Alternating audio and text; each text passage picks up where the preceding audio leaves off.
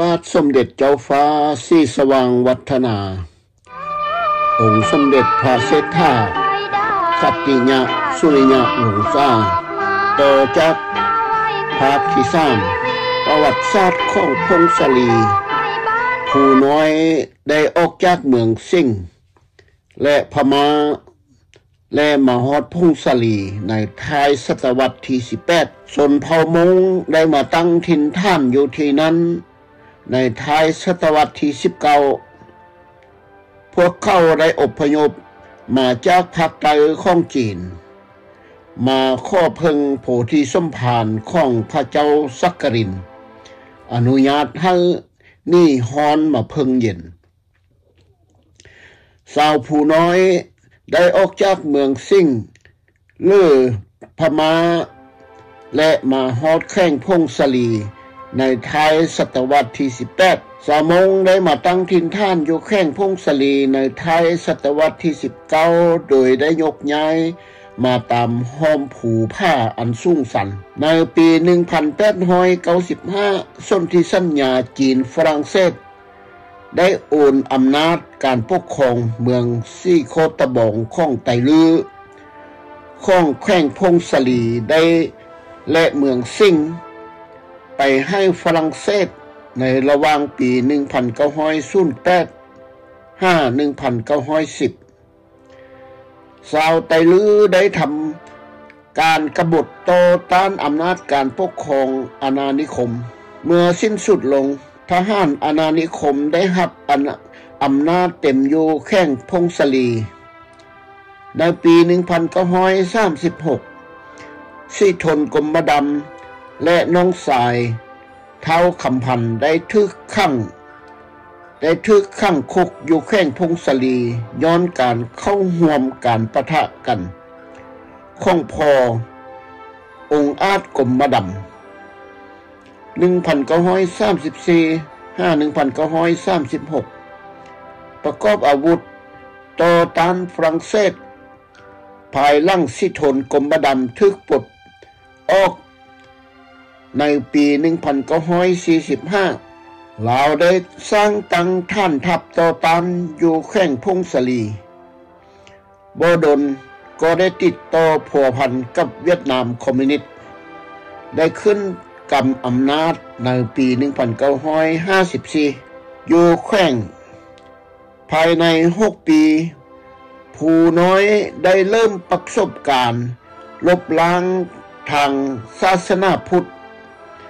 พอพวกเขานับถือพี่เชื้อชาติภายหลังสัญญาเจนีวาปี1954กองกำลังของคอมมิวนิสต์แนวลาวอิสระอยู่แข้งพงศลีได้จัดแบ่งเขตขืนใหม่แข้งพงศลีได้ทึกรวมเข้าเป็นรัฐบาลลาวเสรีในวันที่18เดือนธันวาปี1957แข้งหัวพันเป็นดินแดนของอาณาจักรโบแมนเมืองควนเริ่มแต่ศตวรรษที่14ภายหลังการหุกคานของเวียดนามในปี1478ได้กลายเป็นดินแดนเจิ้นนิ่งของราชอาณาจักรไตเวียดขึ้นกับนครหลวงของแข้งสำเนื้อในปัจจุบันแข้งหัวพันนี้เป็นหนึ่งในประวัติศาสตร์ของเราที่มีทิวทัศน์ที่สวยงามและฮิตของประเพณีอันดีงามตามฮิตเก่าของลั่งคือพี่และศาสนาพุทธส่วนน้อยๆแข้งดังกล่าวแม้นได้รับการประกอบด้วยทรัพยากรธรรมชาติที่หลากหลายอยู่ในเขตดินฟ้าอากาศเขตร้อนมีฝนตกหลายแข้งหัวพันมีเนื้อที่ดินอุดมสมบูรณ์ขนาดใหญ่ที่เหมาะสมสำหรับการเกษตรกรรมมันมีป่าไม้สีเขียวหน้าแน่นและทรัพยากรหน้าอุดมสมบูรณ์พื้นที่ของแข้งหัวพันแม้นอยู่ในเขตอนุรักษ์ชีวนานาพันธุ์แห่งชาติน้ำแอดภูเลยและเขตอนุรักษ์ชีวนานาพันธุ์แห่งชาติน้ำสำยังมีบางเขต นกที่สำคัญพื้นที่น้ำเงิมและน้ำแอดติดกับน้ำเงิมมีเนื้อที่ 85,450 เฮกตาร์ที่อยู่อาศัยมีลักษณะเป็นป่าผสมเปลี่ยนใบสีเป็นป่าดงแล้งมีไม้ไผ่และต้นไม้ประดับพื้นที่เก็บกู้ได้ถูกทดแทนโดยพื้นที่ของทุ่งหญ้ามัธยมไม้ไผ่แม่นมีความสำคัญในเขตชนบทของแขวงและถูกนำใช้เป็นวัสดุก่อสร้างต้นต่อสำเนอเป็นใจกลางของแขวงเครื่องหัตถกรรมตำฮูกมีไว้แผ่นแพรตำฮูกสื่อเสียงโด่งดังของภาคลาวภาคเหนือการปลูกข้าวแม่นปฏิบัติอย่างกว้างขวางภาพที่เห็นอยู่นี้แม่นเหรียญแห่งอิสรภาพของพระมหากษัตริย์โดยทั่วไปแล้วเหรียญแห่งอิสรภาพของพระบาทสมเด็จเจ้าฟ้าศรีสว่างวัฒนาองค์พระเศรษฐาขัตติยะสุริยวงศาจะถือเป็นรางวัลสูงสุดรัฐบาลต่างประเทศและภายในประเทศแม่นถูกเอิ้นว่าเหรียญเกียรติยศของพลเรือนพระองค์ได้รับเหรียญแห่งอิสรภาพได้รับจากคุณงามความดีแก่พระองค์เจ้าฟ้าสายศรีสว่างวัฒนาเพื่อเป็นรางวัลแก่การกระทำที่เกี่ยวข้องกับคุณงามความดีหรือการดำเนินพระราชกรณียกิจส่วนพระองค์ในช่วงสงครามและสันติภาพแต่น่าเสียดายพระองค์ได้ไปถูกคุมขังอยู่ในเขตศพหาวสำเนือนับตั้งแต่นั้นมา 1978 ถึงปัจจุบันบ่เห็นห้องหอยและบ่สืบทราบว่าศพของพระองค์เมียนไว้บนได้พร้อมด้วยองค์ขมาเฮสีและองค์สมเด็จเจ้าฟ้าลักษายวงศ์สว่างเป็นองค์ราชกุมารของพระองค์เพื่อเป็นสักขีพยานให้สาวโลกได้รับรู้เห็นในสายตาตนเองข้อ9ราชอิสริยาภรณ์ทางภายในและต่างประเทศในโลกอันแสดงถึงแก่คุณงามความดีในส่วนพระองค์และสร้างศักยภาพภายในต่อไปนี้ปฐมอิสริยาภรณ์ล้านสร้างห่มขาวปฐมราชอิสริยาภรณ์แห่งกัมพูชาหรือประเทศเขมรราชอิสริยาภรณ์ตาจุฬาลงกรณ์ตาจอมเกล้าจุฬาลงกรณ์แห่งราชอาณาจักรไทยราชอิสริยาภรณ์ชั้นซ่องกิตตินิยมราชอิสริยาภรณ์การบินพลเรือนราชอิสริยาภรณ์ชั้น3โซวัตตาราชอิสริยาภรณ์เลี่ยนคำแห่งกัมพูชาหรือประเทศเขมรราชอิสริยาภรณ์เลี่ยนกาหันลาวฝรั่งเศสในการต่อสู้ของเสรีฝรั่งลาวในปี 1941 คุณงามความดีต่อชาติในพระราชกรณียกิจส่วนพระองค์ตามมีรายชื่อดังที่ได้แจ้งไปข้างบนนี้เพื่อเป็นสักขีพยานด้านพระราชกรณียกิจอันยิ่งใหญ่ล่วงของพระบาทสมเด็จเจ้าฟ้าศรีสว่างวัฒนาองค์พระเศรษฐาขัตติยะสุริยวงศาแห่งราชอาณาจักรลาว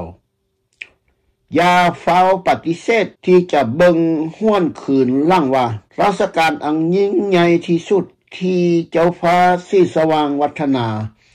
ได้กระทำแนวได้เพื่อสันติภาพของลาวเพื่อสมัคคีปวงป้องดองชาติของคนลาวทั่วประเทศในวันที่21เดือนกุมภาพันธ์ปี 1973 สาธารณรัฐประชาธิปไตยประชาชนลาวถูกทำลายและความใกล้ชิดของพ พวกเขาได้ผูกมัดกับเวียดมินลาวบ่มีทางด้านการเมืองได้ที่ได้เลี่ยนคำสอบในศตวรรษเหล่านี้ประสบผลสำเร็จโดยอิงใส่สิ่งที่พวกเขาได้เฮ็ดให้ในเหตุการณ์ที่ผ่านมาของการคนล้มระบอบเสรีประชาธิปไตยทุกๆภาคการเมืองประกอบมีหลายเรื่องของความคาดหวังของสันติภาพลาวคอมมิวนิสต์ที่เข้ามาในรูปแผนสันติภาพที่คาดไว้ว่า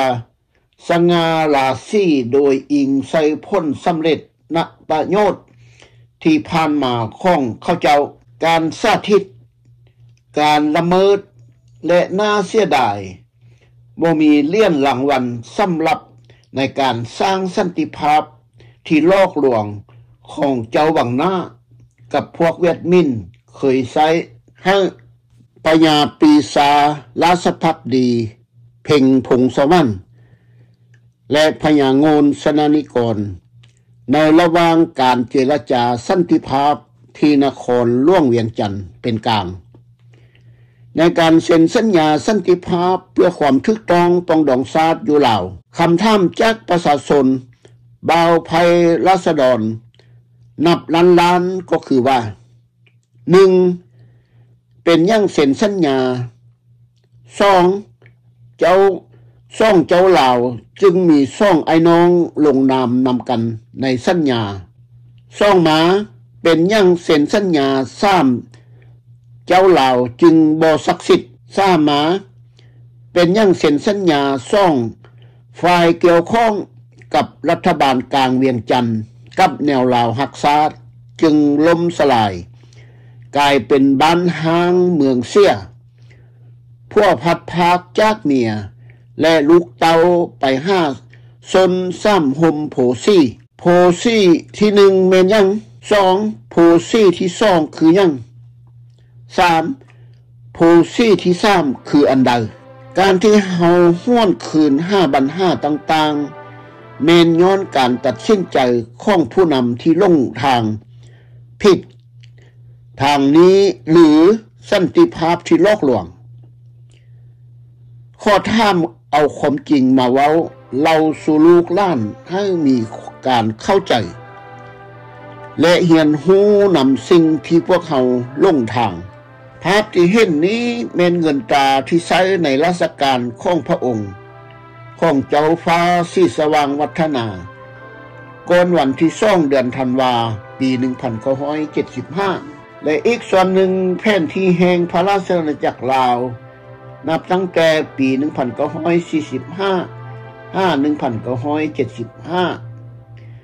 แผนที่พระราชอาณาจักรลาวซึ่งกำลังก้าวเข้าสู่ศตวรรษใหม่ให้ลาวมีเอกราชอธิปไตยตามเงื่อนไข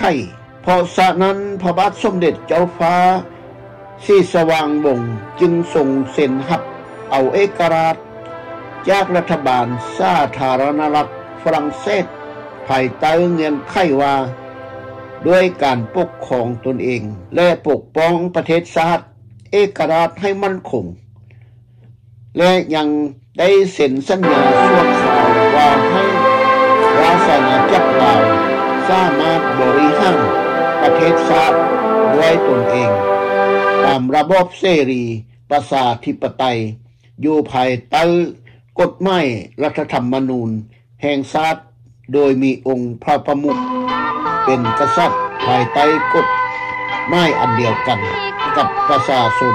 ทั่วประเทศหมายความว่าลาวเป็นประเทศเอกราชและเอกภาพแห่งดินแดนอันกว้างใหญ่นี้พญาปีศาราชภักดีเพ่งพงสวรรค์และพญาโงนสนานิกรในระหว่างการเจรจาสันติภาพที่นครหลวงเวียงจันทน์เป็นกลางในการเซ็นสัญญาสันติภาพเพื่อความถูกต้องปรองดองชาติอยู่ลาวคำถามจากประชาชนบ่าวไพราษฎรนับล้านก็คือว่า 1. เป็นหยังเซ็นสัญญา 2. เจ้า ซ่องเจ้าลาวจึงมีซ่องไอ้น้องลงนามนำกันในสัญญาซ่องหมาเป็นยังเซ็นสัญญา3เจ้าลาวจึงบ่ศักดิ์สิทธิ์ซ่าหมาเป็นยังเซ็นสัญญาซ่องฝ่ายเกี่ยวข้องกับรัฐบาลกลางเวียงจันทน์กับแนวลาวรักษาจึงล่มสลายกลายเป็นบ้านห้างเมืองเสียพวกขัดพากจากเมียและลูกเตาไป5ซน3หุ่มโผซี่ที่1แม่นยัง2โผซี่ที่2คือยัง3โผซี่ที่3คืออันใด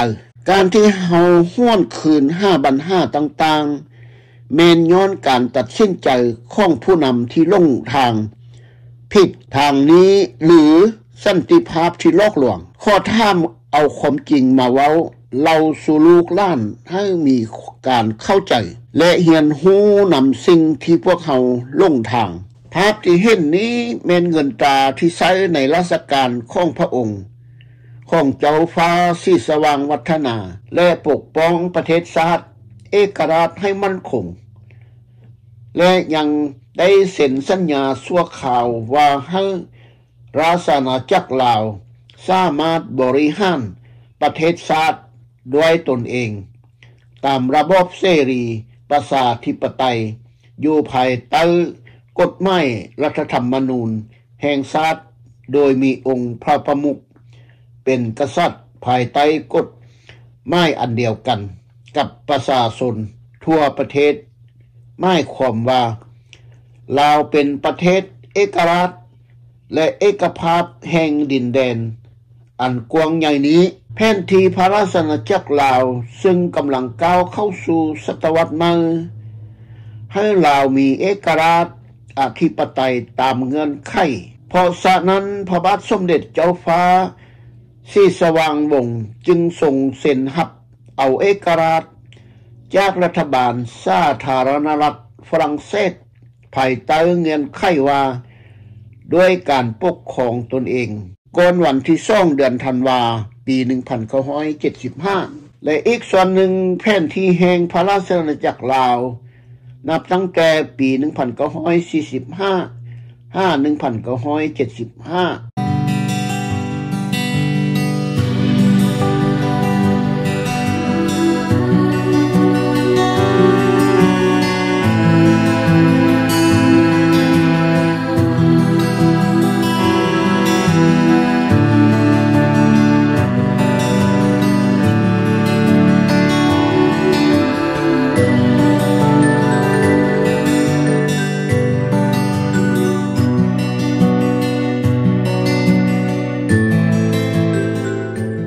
ข้าพเจ้าชื่อว่าเพชรมณีภาคบ้านมาเมื่ออายุ12 ปีคืนนั้นตลอดคืนเดินทามกลางสายฝนจนลืมว่าแสงแดดที่สวยงามนั้นมีหน้าตาเป็นอย่างใด42 ปีผ่านมาบางครั้งข้าพเจ้าจะถามตัวเองว่าการบรรยายถึงชีวิตภาคบ้านของข้าพเจ้านี้จะบ่เป็นเรื่องซ้ำซากบ่จะบ่เฮ็ดให้ผู้อื่นที่ราคาว่า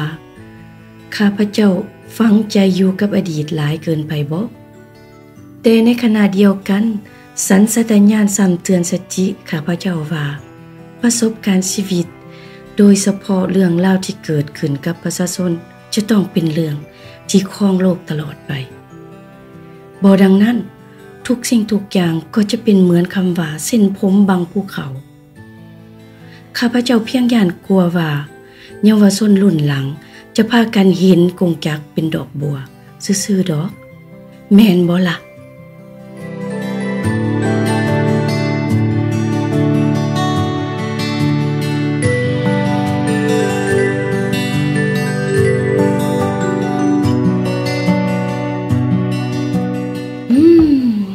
วันที่2 ธันวาคม 1975วันสร้างตั้งระบอบใหม่วันโค่นล้มระบอบเก่าอันเน่าเหม็นว่าซั่นพอดี42 ปีผ่านมาแล้วจื้อได้บ่ให้แก้วไผสิบ่จื้อเนาะระบอบใหม่หลายจนประชาชนแตกตื่นเฮ็ดให้ลูกพัดพ่อพัดลูกผัวพัดเมียพัดผัวแตกกระจัดกระจายกันไปทุกแห่งหน ประชาชนเอาตัวลบหนีจากบ้านเกิดเมืองนอนอย่างหลวงหลายเป็นครั้งประวัติการผู้โชคร้ายก็เสียชีวิตตามลำแม่น้ำของเรื่องนี้ยังประจักษ์ตาเท่าทุกวันนี้อยู่นะชะตากรรมของบ้านเมืองเฮายังพอของอ้ายเองก่อนไปสัมมนายังสั่งอ้ายว่า2 เดือนหา6 เดือนพอจะกลับดอกลูกว่าสั้นอ้ายยังจือสีหน้าของพ่อที่แสดงออกถึงความจริงใจอยากจะร่วมพัฒนาประเทศเชื่อในความถูกต้องปรองดองชาติแต่มันบ่ได้เป็นไปตามว่าหันติเบิ่งแต่เจ้าชีวิตแน่นี่ล่ะเพิ่นว่าความจริงเป็นสิ่งประหลาดและโหดร้ายกว่านิยายอีกจังซั่นแหละน้องจังบอกสอนลูกเรื่อยๆบ่ให้เขาลืมว่าเฮานี่มาจากไสเป็นหยังเฮาจึงมาอาศัยอยู่ต่างประเทศเอ้าไอ้แก้วมื้อนี้เฮามาใจถูกใจเทียนอุทิศแก่ดวงวิญญาณของเพื่อนร่วมชาติที่ได้รับเคราะห์กรรมในสมัยนั้นตลอดถึงปัจจุบันพวกเขาเป็นเพียงอพยพคนธรรมดาสามัญแต่อยากให้พวกเพิ่นรู้ว่าพวกเขาขอเป็น2กำลังเติมอีกที่เป็นห่วงเป็นใยต่อชะตากรรมของชาติแล้วก็ขอส่งกระแสจิตกระแสใจไปถึงเพื่อนร่วมชาติในประเทศที่ได้รับความทุกข์ทรมานย้อนหักหอมความเป็นธรรมขอส่งแสงเทียนนี้เป็นกำลังใจให้ผ่านผ่าพยุเนาะสาธุ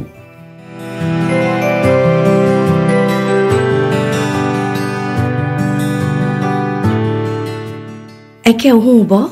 น้องบอกสอนลูกเสมอว่าค่าของคนเฮานี่ขึ้นอยู่กับว่าเฮานี่สิเห็นใจผู้อื่นเพียงใด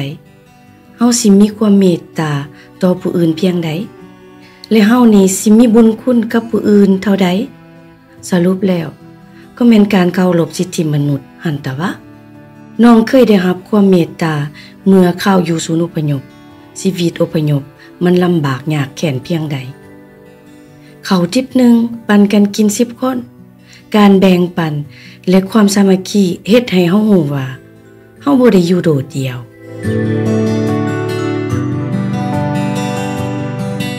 ตอนมาฮอดฝรั่งใหม่ๆยังแม่ของอ้ายก็ลำบากหลายต้องได้ลุกแต่ดึกต่อสู้กับอากาศหนาวแล่นนำรถไฟใต้ดินเฮ็ดเวียกตามโรงจักรโรงงานเพื่อหยังก็เพื่อความอยู่รอดเพื่อลูกเพื่อส่งเสริมให้ลูกได้ได้เรียนได้ดิบได้ดีพวกเฮาก็มีความสุขดีย้อนว่ามีอิสรภาพคือสิแม่นพวกลูกเขานัดเฮาไปกินข้าวนอกสลองมาสเตอร์พุ่นตัวลูกอ้ายนะ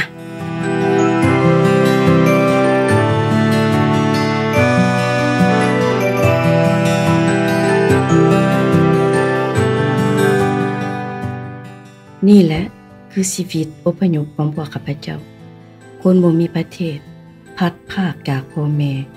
จากสิ่งที่ข้าพเจ้ารักและหวงแหนเผชิญหน้ากับความบ่ยุติธรรม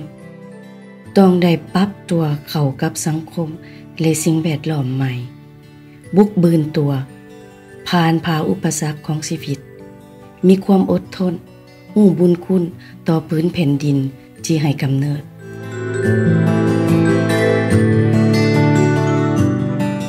กระทำในสิ่งที่อยากกระทำเพราะเวลาและกระแสน้ำบ่เคยถาไผข้าพเจ้าเชื่อแน่ว่าคุณความดีต้องมีผลดีตอบสนอง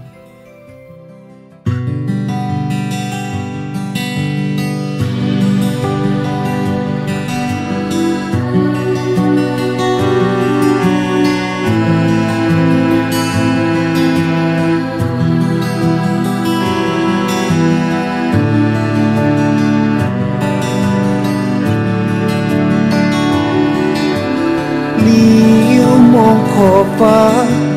ยิ่งภาวะพาใจสั่นแสงจะสุขสันต์สุดตื่นตัน